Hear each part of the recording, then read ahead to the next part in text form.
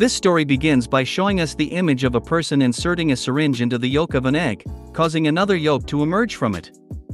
In the next scene, we see two men placing a new star on the Hollywood Walk of Fame with the name Elisabeth Sparkle. Following this, we see how, with the inevitable passage of time and people, the plaque gradually cracks. Next, the movie introduces us to our protagonist, the stunning Demi Moore, whom we meet as Elisabeth on her 50th birthday. She is doing her famous morning dance and exercise show called Illuminate Your Life with Elisabeth. At the end of the show, she heads to the bathroom, walking through a long hallway filled with posters of all the editions of her show throughout her career. Upon arrival, she notices that the women's bathroom is closed, so she decides to enter the men's bathroom. Immediately after, her boss Harvey enters the bathroom and, without noticing Elisabeth's presence, begins to talk to a colleague about the necessity of finding a new, young, and beautiful star for the show, stating that Elisabeth's time has passed and that she is now just an old woman. When Harvey leaves, Elisabeth exits the bathroom, and with a sad expression, she looks at herself in the mirror. The next day, during a work lunch between Elisabeth and Harvey, the tension rises as he explains the reasons for his decision to fire her. While doing so, he eats a plate of shrimp in an extremely disgusting manner, making a clear reference to how the Hollywood and celebrity world operates. Elisabeth, completely bewildered, gets into her car to go home. However, as she passes by a billboard showing her image being ripped down, she gets distracted for a moment and loses control, resulting in an accident. In the hospital, she is attended to by a young doctor with blue eyes and a strange mark on his wrist, who looks at her with some interest and tells her that, fortunately, she came out of the accident unscathed. After this, the young doctor approaches her and tells her that there is still one last exam before she can be discharged, so he stands behind her and, lightly pressing her spine with his fingertips, assures her that there is nothing abnormal. He then proceeds to give her her coat and says goodbye. Upon leaving the hospital, Elisabeth notices that in the pocket of her coat there is a flash drive labeled The Substance, which is wrapped in a paper with the phrase, "It has changed my life." When she flips the device over, she notices there is a phone number written on the back. Just then, a man's voice calls her name, and when she turns around, she discovers it is Fred, an old schoolmate. After a brief chat in which they exchange memories, Fred asks her if she wants to grab a drink with him, to which Elisabeth, feeling overwhelmed, responds that she is busy but asks him to write down his phone number on a piece of paper. Later, when she finally arrives home, curiosity drives her to connect the flash drive to her television, which immediately triggers the playback of a video in which a man promotes an injection called The Substance. The man explains that this injection stimulates the division of the body into two entities, the Matrix, which is the original person, and a younger, more attractive version. Both must be considered one person and must exchange every 7 days. Overwhelmed by what she has just seen, believing it is nonsense, Elisabeth sighs and throws the flash drive into the trash. That same night, amid her desperation about her inevitable aging, she decides to go out and get drunk at a bar to escape her thoughts. When she returns home, still in a state of distress over what awaits her in the future, she finally picks up the phone and dials the number from the flash drive. On the other end, a male voice, in a very curt manner, gives her an address to write down and then hangs up. The next morning, Elisabeth finds a letter among her correspondence that, when opened, only contains a magnetic card with the number 503. Without wasting any time, she heads to the address the mysterious caller provided her the night before, and upon arrival, she faces a rusty gate that opens when she passes the card over a reader. Once inside, she finds herself in a room full of numbered lockers. After searching for her locker, she proceeds to open it using the card again and finds a package inside, which she grabs to leave immediately. Once back home, Elisabeth opens the box and discovers 3 different items that need to be used in sequential order. The first is a bag labeled activator, containing a syringe, a tourniquet, surgical thread, scissors, and a vial with a green liquid with a label that reads single use, discard after use. The second is a stabilizer with 7 small vials, and the third is a bag labeled change, which contains a kind of intravenous needle and food processed in 2 bags, divided into 7 each, 1 bag for the Matrix and 1 for her other self. Lastly, at the back of the box, there are cards that clearly explain how to use the substance, telling her that she must only activate it once, the other self must be stabilized daily, that they must exchange every 7 days without exception, and that she must never forget that they are one. Determined to change her situation, she opts to inject herself with the activator she found in the box, and while at first, she feels nothing, seconds later, she starts to feel disoriented, losing her balance and falling to the floor as her body writhes uncontrollably. After a moment of convulsions, her body finally lies still, and out of nowhere, her pupils seem to divide in two as her back literally splits open, revealing that something is emerging from within her body. Told like this, it doesn't sound like much, but trust me when I say this scene is incredibly powerful. Next, a person emerges from Elisabeth's body through her back, which is carefully observed in the mirror, revealing a younger, more attractive version of Elisabeth with smooth skin and a perfectly sculpted body. After admiring her beauty in the mirror, the woman stitches up the wound on Elisabeth's back with the surgical thread she brought in the box and proceeds to connect the food bag labeled Matrix Food, meant to keep her original counterpart alive while she enjoys her new existence. The next day, the woman begins to feel unwell, experiencing a nosebleed that alarms her, and remembering that she must stabilize herself every day, she uses the stabilizer, seemingly performing a lumbar puncture to extract the cerebrospinal fluid from Elisabeth's spine, to then inject it into herself. After injecting herself, the young woman feels better, so she decides to go out and buy a suitable outfit to attend the casting that the same company where Elisabeth used to work is organizing, which will determine who her definitive replacement will be. After her audition, the judges are fascinated by her performance, and without further ado, Harvey, enchanted by her, hires her immediately. When asking her name, the woman claims to be Sue. During the conversation, she explains that every other week she will be unable to work because she must take care of her sick mother, but Harvey, dazzled by her talent and appearance, agrees without objection. Sooner rather than later, Sue begins to gain popularity, participating in photo shoots and replacing Elisabeth's face on the city billboards, in addition to taking over the hosting of the morning show that previously belonged to her counterpart. However, when the 7 days are up, Sue must follow the instructions and use the third component of the box, the change. This device consists of a tube that connects both women and transfers blood from one to the other, ensuring a proper exchange. Next, Sue falls unconscious, and Elisabeth wakes up abruptly, visibly surprised by what has just happened. A few days later, she receives a letter notifying her that her replacement package, which includes food, stabilizer, and the change component, has arrived. Once again, 7 days pass, and Sue reappears, and upon realizing how exposed Elisabeth's body is in the bathroom, she decides to build a safer hiding place to conceal her. On the 7th night, Sue decides to attend a party and, upon returning home, brings a guy with whom she starts to kiss. When they are about to get intimate, Sue, who should already have changed with Elisabeth, starts to feel unwell. Gripped by panic, she locks herself in the bathroom and, desperate to relieve her symptoms, opts to reuse one of the small empty vials from the stabilizer, extracting the liquid from Elisabeth's spine and injecting it into her own body for the 8th time, disregarding the instructions. The maneuver proves effective, as Sue feels better almost instantly and returns to the guy.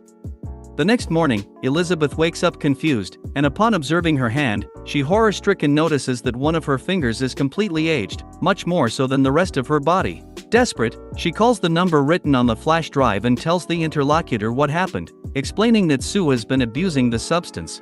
When asked if there is any way to reverse what has happened to her finger, the response she receives is quite brief but very clear: what is used on one side is lost on the other. There's no going back. After picking up her new replacement package, she heads to a bar where she meets an older man with the same mark on his wrist as the young doctor who attended to her in the hospital. When he drops a magnetic card with the number 27, we realize he is the young doctor, who is also a user of the substance. The man tells her he followed her out of curiosity to see how Sue was doing. In response, Elisabeth leaves the place, but not before she starts to feel like she is being eaten alive from the inside. Back at home, she comes across Fred's note and, remembering his invitation, she decides to call him.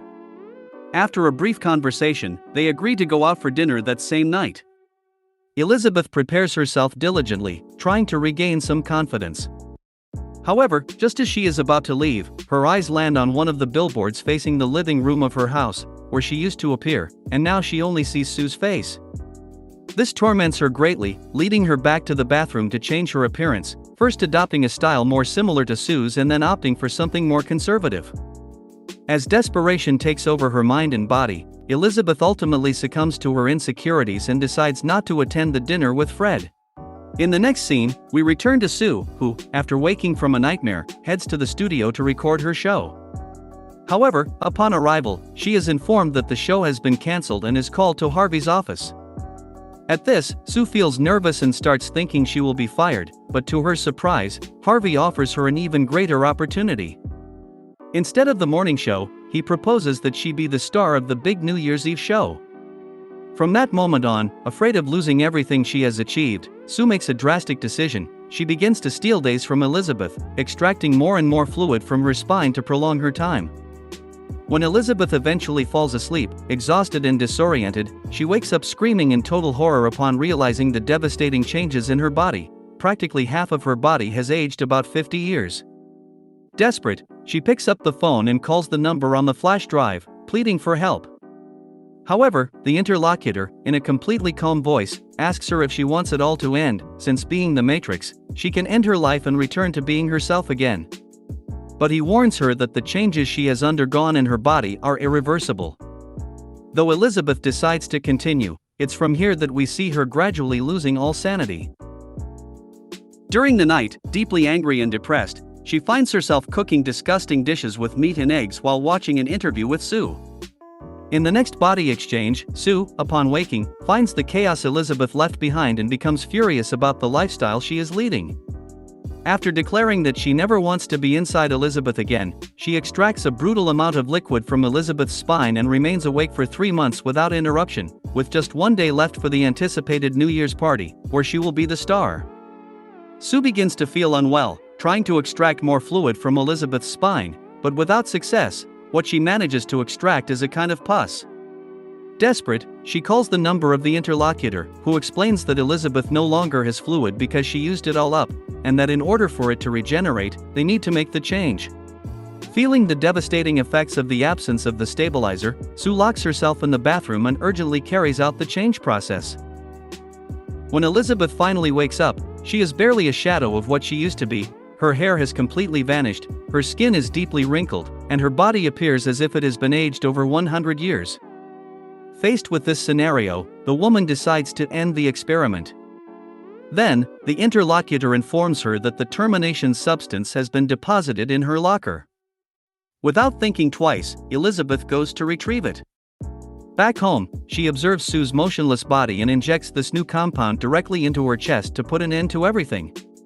However, a few seconds later, and before finishing the injection, doubt begins to invade her mind. I can't do it.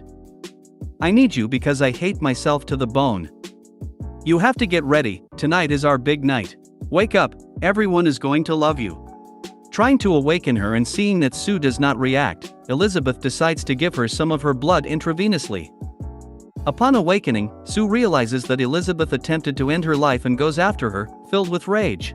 The young woman slams Elisabeth's head against a mirror, then violently throws her against a table and kicks her with fury until she finally kills her.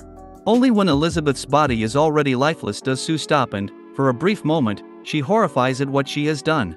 However, her horror is not enough to overcome her desire to appear in the much-anticipated show, which remains her priority. Determined to carry on with her plan, Sue heads to the show, where they prepare her for the big presentation. Now ready and perfect for her triumphant entrance, Sue begins to notice that something strange is happening in her body. First, her teeth start to fall out, in a scene that is truly difficult to watch, especially for those who fear their teeth falling out. Then, her nails fall off, and finally, in a grotesque manner, her ears detach from her body.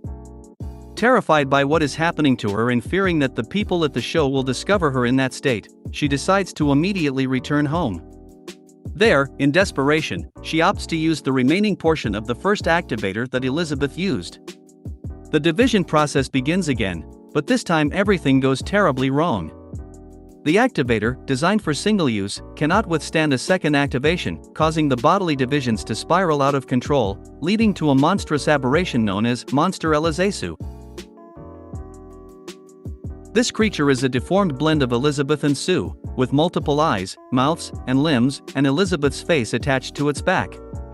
Not wanting to abandon her desire to be part of the show, the monster, with a distorted but persistent consciousness, dresses in Sue's elegant gown and covers its disfigured face with a mask that mimics Elisabeth's face. Despite its appearance, the monster Elisabeth heads to the show with determination. When it is Sue's turn to make her grand entrance, this grotesque creature appears. As it tries to speak, the mask hiding its deformed face falls off, revealing its true appearance. The audience, horrified, erupts in screams of panic, and chaos ensues. One of the men in the audience hits her with a bat, exploding her head, but it pops back out an instant later, even more deformed. And what follows is even more grotesque. Her arm breaks and liters of blood spill out, splattering all over the audience. What I loved most is that it wasn't CGI, but real effects, done the old-fashioned way, as it should be. The movie concludes by showing us monster Elisabeth leaving the venue and running down the street, until at one point it trips and falls. As it does, its entire body falls apart, leaving only the face that was attached to its back, which, in a final effort, crawls toward its star on the Walk of Fame. There, it has one last hallucination of itself being loved and applauded by everyone, only to then turn into a puddle of blood, which an employee wipes away with a cleaning machine as if nothing happened. The final monstrous revelation is a reflection of the price of ambition. It led to the transformation of Elisabeth into the monster Elisabeth, illustrating the loss of identity and the search for youth, bringing them to a grotesque spectacle that becomes the zenith of tragedy. So don't forget to leave a like, a comment, and we'll see you in the next video. Goodbye.